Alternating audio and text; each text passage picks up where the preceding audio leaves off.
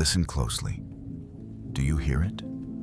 That's the sound of 1,000 hearts beating in perfect synchronization. Not from passion, but from the metronome of routine. Like moths pinned to velvet boards in a Victorian collector's cabinet, still beautiful, still perfect in form, but drained of all their midnight dancing. I once knew a man who kept love letters in a safety deposit box. 30 years of them, each one cataloged by date, cross-referenced by emotional intensity on a scale he'd devised himself. He showed me his spreadsheet once, over bourbon that tasted like regret. "This way," he said, eyes glazed with the particular madness of those who've mistaken control for care. "I'll never lose a single memory." But here's what Kierkegaard understood when he wrote about the sickness unto death. Some things are meant to burn. Some things are meant to scatter like ashes on water, to exist only in the trembling space between breath and breath. The moment you try to preserve passion, you're already standing at its funeral. Consider the mayfly, that exquisite creature that lives for 24 hours of pure, concentrated existence. Now imagine if we gave it a mortgage, a retirement plan, a standing Tuesday dinner reservation at the same Italian place for the next decade. Would it thank us? Or would it simply forget how to fly? Recent studies from the Institute of Relationship Dynamics, 2024, found that couples who schedule intimacy report 73% more consistent physical contact and 81% less spontaneous desire. They've solved the equation of love, you see. They've turned the wild garden into a greenhouse. Everything grows on schedule. Nothing surprises, nothing dies, nothing truly lives. In medieval France, there was a tradition called La Petite Mort, the little death. They understood that in the highest moments of passion, something must be sacrificed. The ego dissolves, control surrenders. But we modern fools, we want passion without death, love without loss, intensity without impermanence. We want to pickle lightning in a jar and display it on the mantle next to the wedding photos. The velvet curtains in my study are thick with the scent of old roses and cigarette smoke from conversations that ended before dawn. Sometimes, when the candlelight flickers just so, I can almost see the ghosts of all the lovers who tried to capture eternity in a contract. They float there, transparent as wedding veils, whispering the same refrain. We had everything planned. We had everything secured. Why does it feel like we're drowning in formaldehyde? Here's what Machiavelli knew, but never wrote in The Prince. Power over love is the ultimate illusion. The moment you possess it completely, it transforms into something else. Duty, perhaps, or comfortable contempt. Like trying to hold water by freezing it. Yes, you can grasp ice, but can you drink it? Can you swim in it? Can you feel it flow through your fingers on a humid summer evening when the jasmine blooms and the world seems infinite?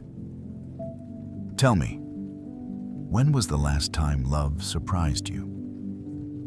When was the last time it arrived unannounced at 3 a.m.? Wild-haired and demanding, refusing to wait for your scheduled availability. The grave where passion sleeps is lined with satin and good intentions. It has visiting hours and a guest book. It has rules about appropriate flowers and noise levels. It looks exactly like the life you planned. Measured out in coffee spoons and anniversary dinners at the same restaurant where you always order the salmon because you know it's good. But somewhere in a city you've never visited, there's a woman dancing alone in her kitchen at midnight, lipstick smeared, laughing at nothing. She's forgotten to pay her phone bill. She's burned the pasta. She's magnificently, chaotically alive, and she's not waiting for anyone to save her from her beautiful disaster. The institutionalized man counts his blessings like coins. The free man lets them scatter in the wind, knowing that only empty hands can catch lightning.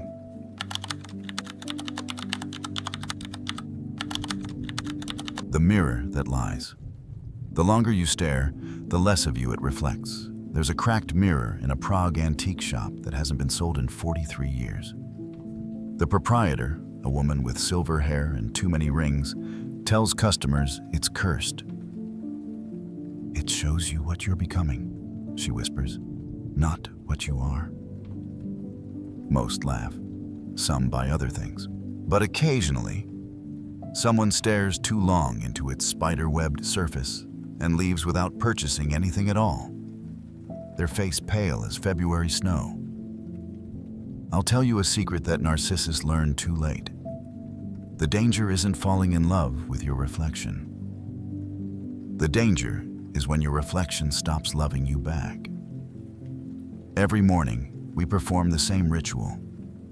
We stand before our bathroom mirrors like penitents before an altar, searching for signs of who we're supposed to be.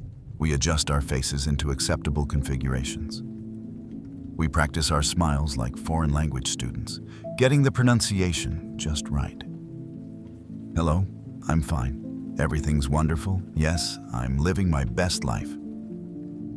But mirrors, like lovers who've grown tired of our stories, eventually stop pretending to believe us. Schopenhauer wrote that we can never truly see ourselves. We can only see the image we project, the shadow we cast. But what happens when that shadow starts living its own life? What happens when the man in the mirror starts making decisions without consulting you? I knew a woman once, let's call her Isabella, though that wasn't her name, who documented her life so thoroughly on social media that she began to forget which memories were real and which were staged. She had 47,000 followers who knew her favorite coffee order, her morning routine, her carefully curated struggles. One night, after too much wine that tasted like copper pennies and broken promises, she confessed, "Sometimes I scroll through my own feed to remember who I'm supposed to be. Sometimes I'm not sure if I'm living my life or performing it." A 2025 study from the Copenhagen Institute of Identity found that people who spend more than 3 hours daily managing their image report feeling hollow or performatively exhausted. They've become method actors who've forgotten their acting. The role has eaten the person, like those old Hollywood stories of actors who never quite made it back from their characters. In Japanese folklore, there's a yokai called the Noperabo, the faceless ghost. It appears normal at first, charming even, until you look closely and realize there's nothing behind the smile. Just smooth, blank skin where features should be. The modern world is full of Noperabo, walking around in designer clothes, their Instagram faces perfectly contoured. Their real selves buried so deep, they've forgotten where they put the shovel. The mirror lies not through distortion, but through repetition. Each day, it shows you the same face, and you begin to believe that's all you are. But have you ever caught your reflection unexpectedly? In a shop window on a rainy Tuesday? In the black screen of a phone that's just died? That stranger you see, startled and unguarded. That's closer to the truth than any bathroom mirror consultation. Here's what Nietzsche understood when he warned about staring into the abyss. The real horror isn't that it stares back. The horror is when you realize you've been staring at yourself all along and you don't recognize what you see. When did you last do something that would surprise the person in your mirror? When did you last betray their expectations so thoroughly that they had to stop and reconsider who you might actually be? There's a game I play sometimes. Late at night when the candles burn low and cast dancing shadows on my walls. I cover all the mirrors in my house with black cloth. For 1 week, I don't look at myself once. No windows, no phone screens, no reflective surfaces. By the 7th day, something strange happens. I begin to feel myself from the inside out, like a blind man reading Braille. I remember what my face feels like when I laugh without checking if it looks attractive. I remember what my body is for beyond being looked at. The men who chase validation like hungry ghosts at a banquet. They polish their mirrors until they can see nothing but surface. They mistake clarity for truth. But the men who stop chasing, who let their mirrors crack and fog and gather dust, sometimes they catch glimpses of something else in the fractured glass. Something wild, something that hasn't learned to pose yet. In that Prague antique shop behind the cursed mirror, there's another one. This one is so old the silver has mostly worn away. You can barely see anything in it. Just shadows and suggestions, like looking through smoke. The proprietor sells this one gladly, cheaply even. "It shows nothing," she says with disappointment. But late at night, in candlelight, if you know how to look without looking, it shows everything.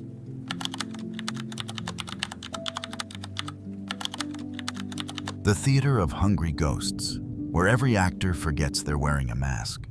In the basement of a Kyoto temple, there's a collection of no masks that haven't been worn for 200 years. The monks say if you put one on during a full moon, you'll dream the dreams of its previous owner. Most visitors laugh nervously and take photos. But sometimes, someone reaches out to touch the cracked porcelain, and their hand stops midway, trembling. They've recognized something in those empty eyes. Let me tell you about the most elaborate performance you'll never admit you're watching. The one where everyone pretends they're not pretending. Picture this: a Manhattan cocktail party, all exposed brick and Edison bulbs, where everyone's outfit costs more than sincerity.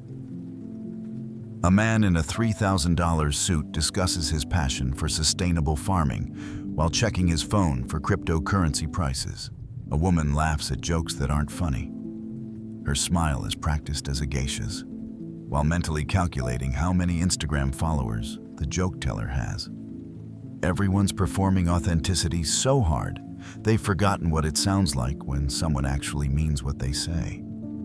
The Buddhists call them hungry ghosts, beings with enormous appetites but tiny mouths, forever consuming but never satisfied. But here's the modern twist. Our hungry ghosts don't just want food. They want to devour identity itself. To consume and perform and consume and perform until they're nothing but a collection of demographic checkboxes and algorithmic preferences. I once attended a funeral where the widow spent 40 minutes reading her husband's LinkedIn profile instead of a eulogy.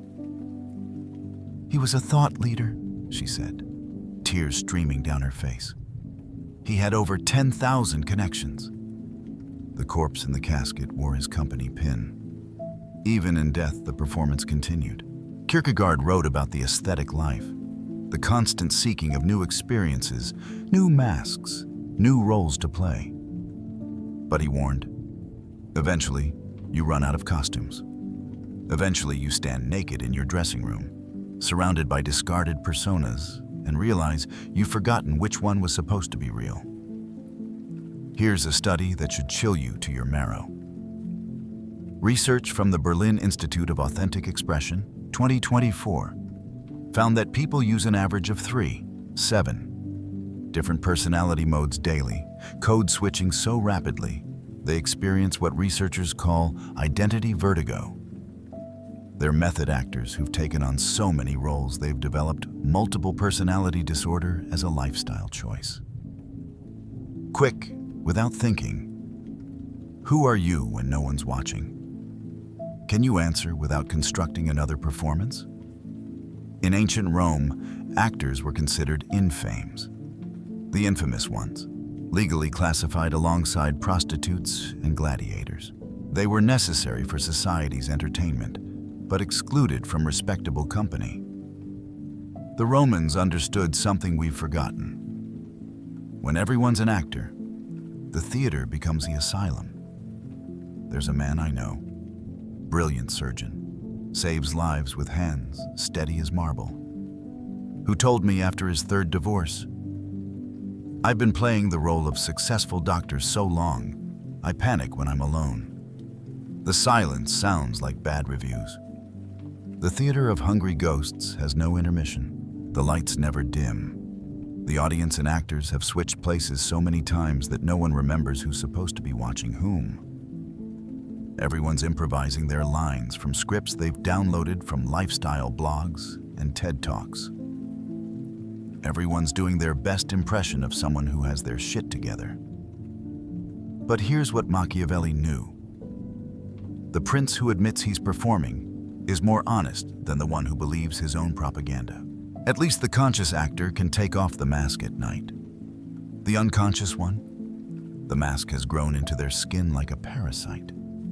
Late at night, when the performance exhausts even the most dedicated players, you might catch someone in an unguarded moment, making coffee at 3 a.m., crying in their car, dancing badly to music no one else would approve of. For just a second, the mask slips, and something raw and terrible and beautiful peeks through. Something that doesn't need likes or validation or a personal brand. Something that just is. But morning always comes, and with it, the costume department opens again. The show, as they say, must go on, even if no one remembers what it's about anymore. The men who stop chasing, they're the ones who finally walk out of the theater. They leave their masks in a pile by the exit. They step into the night air and realize, perhaps for the first time, that their real face, strange and unfamiliar as it might be, is enough, even if it doesn't photograph well.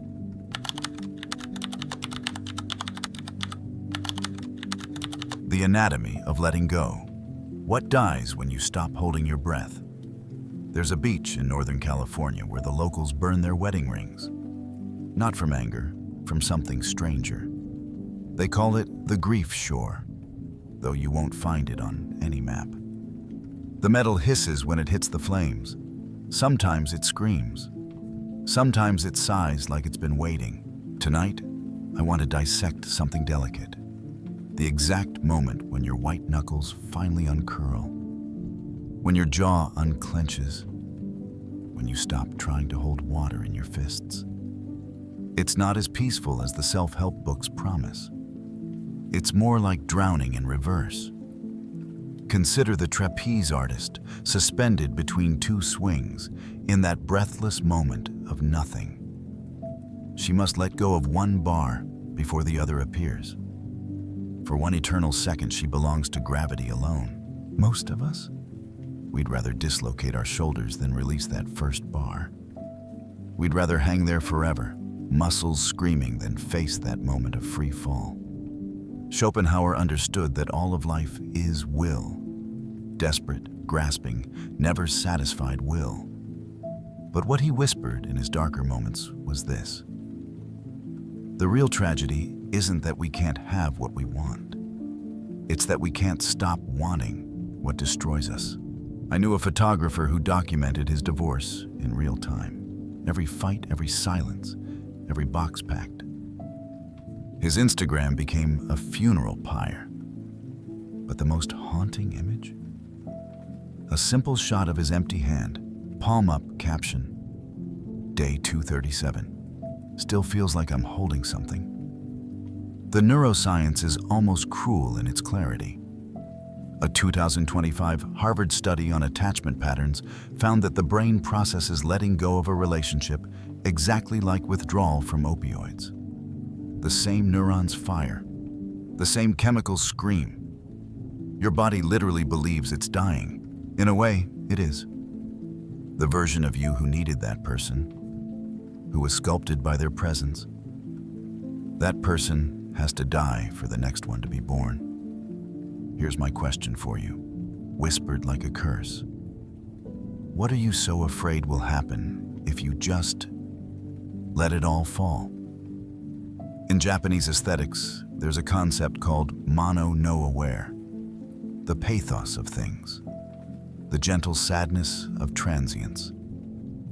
Cherry blossoms are beautiful precisely because they fall. But we Westerners, we want our cherry blossoms in plastic, eternal, and dusty on the shelf. We want love without loss, attachment without grief, holding on without the bruises. there's a specific sound that happens when someone finally lets go. I've heard it in hotel rooms at 4 a.m., in parked cars outside apartment buildings, in the spaces between therapy sessions. It's not quite a sob, not quite a laugh. It's the sound of internal architecture collapsing, of load-bearing walls finally giving way. It sounds like freedom if freedom came with a body count. The ancient Stoics had a meditation where they'd imagine losing everything they loved, one by one. Premeditatio malorum, they called it. The premeditation of evils. Not from pessimism, but from a stranger wisdom. You can't truly hold something until you've practiced letting it go. But here's what Marcus Aurelius didn't write in his journal. Sometimes, when you open your hands, you discover they were empty all along.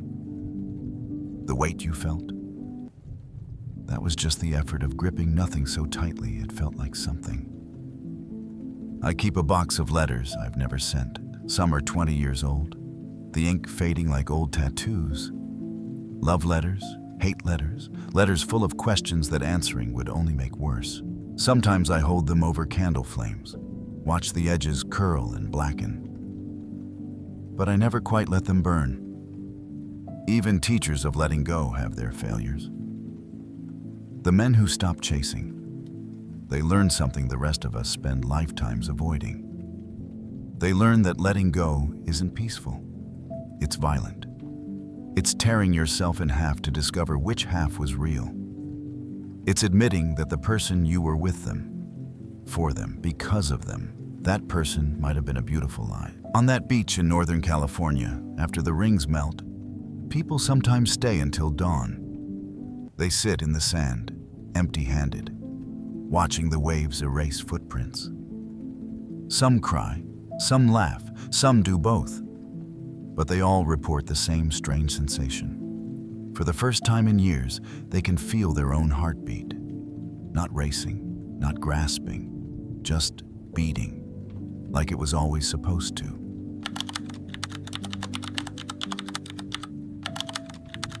The sacred art of disappointing everyone, including the ghost you think you're supposed to be.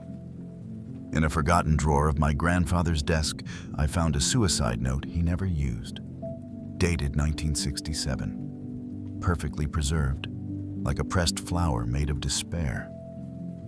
He lived another 40 years after writing it. When I asked him about it, he smiled with half his mouth and said, "That was the day I decided to disappoint everyone who expected me to be perfect, including myself. Especially myself." This final truth tastes like black coffee and burnt matches. It sits in your throat like a confession you can't quite swallow. Ready? Here it is. The prison you're in? You built it yourself, bar by bar, trying to be what you thought they wanted. And the most exquisite joke? They're all in their own prisons, hoping you'll save them. Let me paint you a scene that repeats in every city, every century, with only the costumes changing. A man sits at his desk at midnight, spreadsheets glowing like digital stigmata. His wife sleeps upstairs, dreaming of the person he was before the promotions. His children know him primarily as a footstep in the hallway, a credit card, a signature on permission slips. He's won every game he was told to play. So why does victory taste like ashes mixed with expensive scotch? Nietzsche wrote about the last man, the creature who's made life so safe, so predictable, so acceptable that he's forgotten how to dance. He blinks and asks, what is love? What is creation? What is longing? And then he goes back to his spreadsheets, his meal prep, his scheduled spontaneity. But here's what even Nietzsche didn't dare write. The opposite of the last man isn't the Ubermensch. It's simpler and more terrifying. It's the man who finally says, I quit. I'm not playing anymore. I choose to disappoint you. A 2024 study from the Stockholm Center for Existential Psychology found something that should be taught in schools. People who regularly disappoint others' expectations report 78% higher life satisfaction than chronic people pleasers. But here's the catch. They also report 67% fewer Christmas cards. Freedom, it turns out, is lonely. Truth is a terrible houseguest. Authenticity has the social skills of a feral cat. So tell me, brave listener hiding in the dark, when was the last time you disappointed someone on purpose? When was the last time you chose your own disapproval over theirs? There's an old Celtic myth about a warrior who couldn't die until he broke all his vows. Each broken promise made him weaker, but more human. By the time death finally came, he was so ordinary, so beautifully flawed, that the gods themselves wept. They'd never seen anything so perfectly imperfect. I once watched a CEO, let's call him Marcus, burn his entire life down in 6 months. Not from addiction or scandal, from honesty. He started saying what he actually thought in meetings. He stopped pretending to care about metrics that meant nothing. He told his board that infinite growth was a cancer cell's philosophy. His last day, security escorted him out while he laughed like a madman. Last I heard, he was teaching pottery in Vermont, making crooked bowls and sleeping 8 hours a night. The sacred art of disappointing everyone requires a specific kind of courage. Not the courage to fight, but the courage to stop fighting. To lay down your sword in the middle of the battlefield and say, you know what? I don't even remember what we're fighting for anymore. Your mother wanted you to be a doctor. Your father wanted you to be strong. Your ex wanted you to be deeper. Your boss wants you to be earlier. Your friends want you to be funnier. The internet wants you to be angrier. And you've been so busy costume changing, you've forgotten you're allowed to want things too. Here's the most liberating curse I can offer you. You're going to die. Not someday, every day, a little bit. Every sunset, the person you were dissolves a little more. And one day, sooner than you think, none of these disappointments will matter. The people you're killing yourself to impress, they'll be disappointed by someone else. The achievements you're chasing, someone younger will surpass them while you're still polishing your trophies. Machiavelli's final lesson wasn't about power. It was about release. Let her miss what she can't own. Let them mourn who you might have been. Let the world be disappointed by your refusal to perform on cue. Because here's the secret hidden in my grandfather's unused suicide note. The moment you stop trying to be everyone's salvation, you might accidentally save yourself. And if that disappoints them, good. Let disappointment be your gift to a world that demands too much and offers too little in return. Let it be your rebellion. Let it be your revolution. Let it be your freedom.